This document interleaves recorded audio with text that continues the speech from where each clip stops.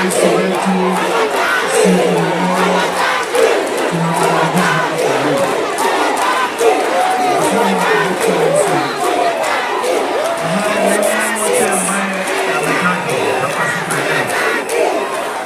sisi wanakiambu ndio beneficiaries of money. Nataka Your Excellency ni kushukuru kwa vile hizo soko zote zimetajwa.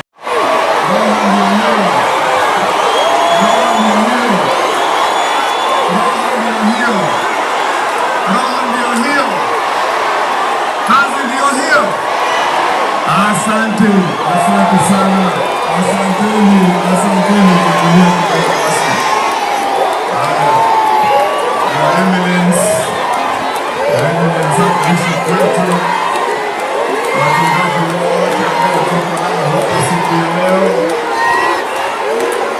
rais wetu wa Jamhuri